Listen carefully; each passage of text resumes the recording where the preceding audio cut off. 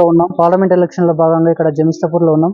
BRS నాయకులు అయితే ప్రచారం మొదలుపెట్టారు. ఓ రోజు ప్రచారం అయితే కొనసాగిస్తున్నారు. ఇక్కడ చూసుకుంటే జమిస్తాపూర్ లో బి రామచంద్రయ్య మాజీ సర్పంచ్, ముగలయ్య గౌడ్ ఉప సర్పంచ్ మాజీ, బి మల్లికార్జున గౌడ్ పార్టీ అధ్యక్షులు ఉన్నారు. వీరిని అడిగి తెలుసుకుందాం. ప్రచారంలో భాగంగా ప్రచారం ఎలా సాగుతుంది, ఈ కాంగ్రెస్ గవర్నమెంట్ వచ్చి నాలుగు నెలలు అవుతుంది. 4 నెలలు పాలన ఎట్లా ఉంది, ప్రజలు ఎట్లా స్పందిస్తున్నారు, వీరి బీఆర్ఎస్ పార్టీ పట్ల స్పందన ఎట్లా ఉంది, కేసీఆర్ సార్ పట్ల స్పందన ఎట్లా ఉంది, ఎట్లా స్పందిస్తున్నారు తెలుసుకుందాం. నమస్తే సార్. నమస్తే. ఎట్లా ఉంది సార్, మీరు ఊళ్ళోకి తిరుగుతున్నారు. 9 సంవత్సరాలు మీ పార్టీ పాలనలో ఉంది. ప్రజలకు ఎన్నో సంక్షేమ పథకాలు అందించినటువంటి బీఆర్ఎస్ పార్టీ ఇప్పుడు 4 నెలలు అవుతుంది, మీ పార్టీ లేదు. మీరు జనాల్లోకి వెళ్తున్నారు కదా, ఎట్లా జనాలు రెస్పాన్స్ ఇస్తున్నారు?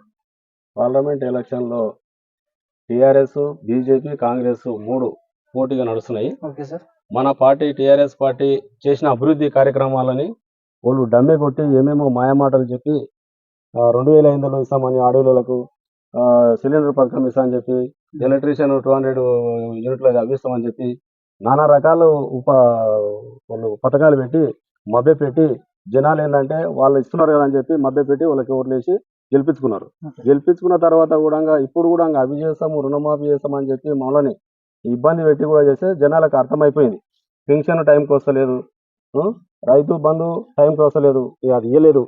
ప్రతి స్కీమ్లో వాయప్ ఎంత మోసం చేయబట్టే మేము మేల్కొన పోతే ఇబ్బంది అవుతుందని చెప్పి మా కార్యకర్తలు, టీఆర్ఎస్ కార్యకర్తలు అంతా ముందుకు వచ్చి వాయప్ప ఇంత మోసం చేసి అని చెప్పి బస్సు ఫ్రీ పెట్టాడు. బస్సు ఫ్రీ పెట్టి ఆడోళ్ళని విపరీతంగా పెట్టి మొగోళ్ళని ఇంటికాడ పెట్టి ఆడోళ్ళు ఎప్పుడంటే పండుగలకి వెళ్ళిపోతున్నారు, పబ్బలకి ఏమనంటే వెళ్తే బస్సు వెళ్ళిపోతున్నారు.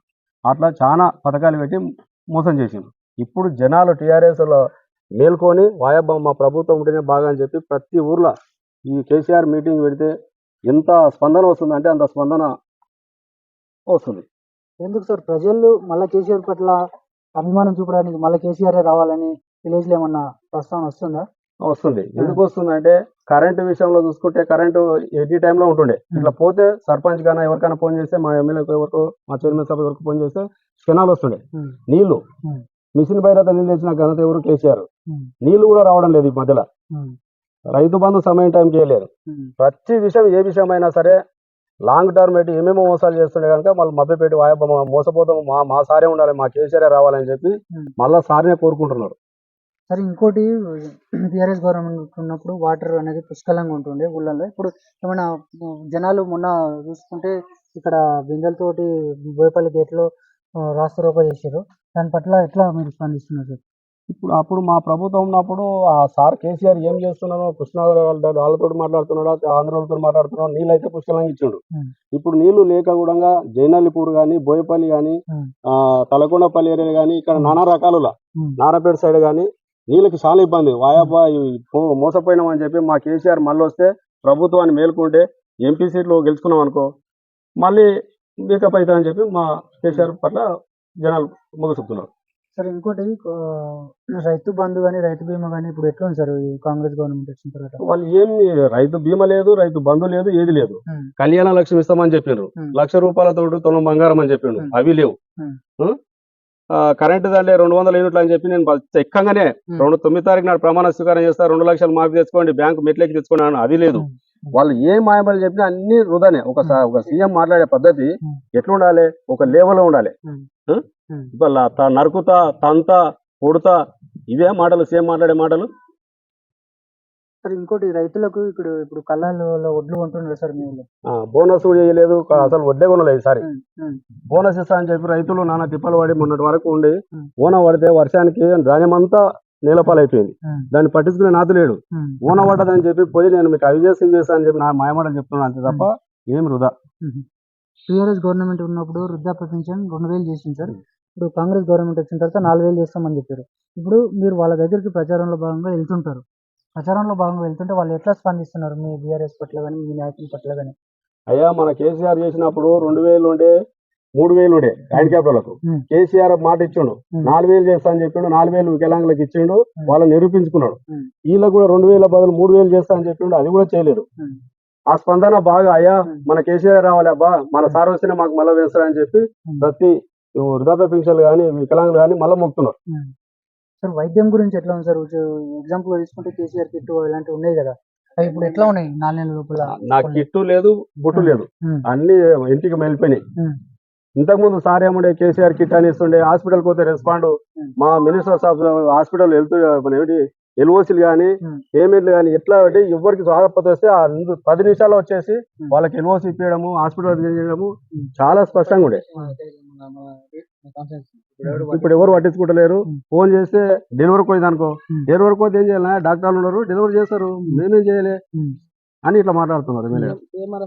అమౌంట్ జిరాక్స్ అమౌంట్ కూడా తీసుకోలేదు మేము మా ఊర్లో పబ్లిక్ దగ్గర.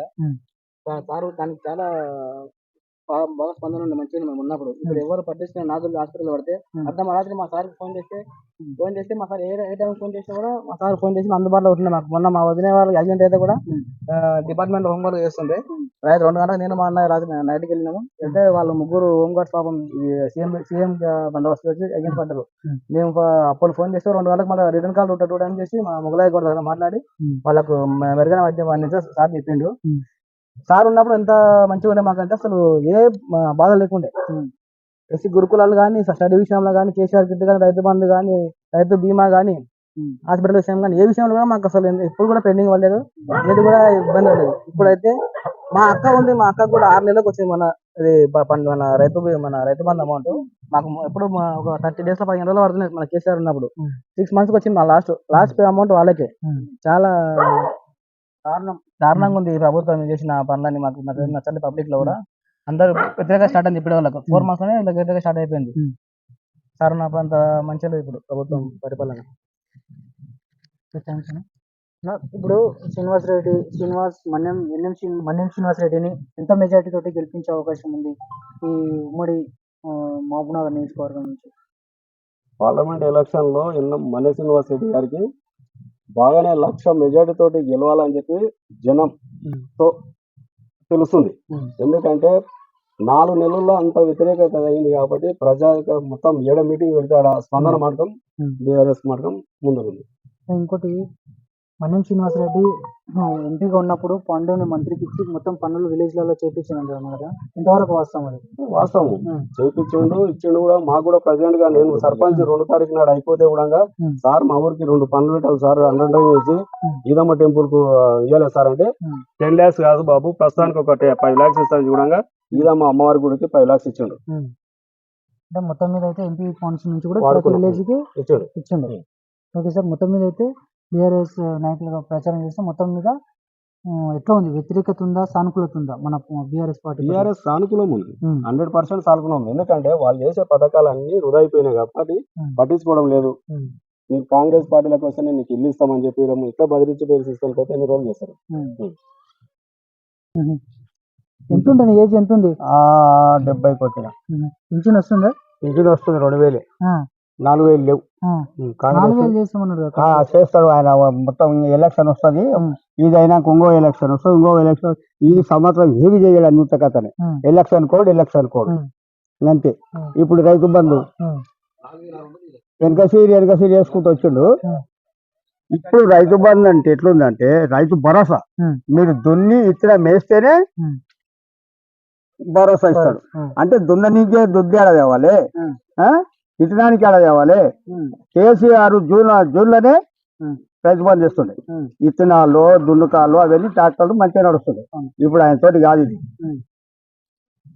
కరెంటు ఎప్పుడు వస్తుందో ఇప్పుడు తెలియకుండా అయింది.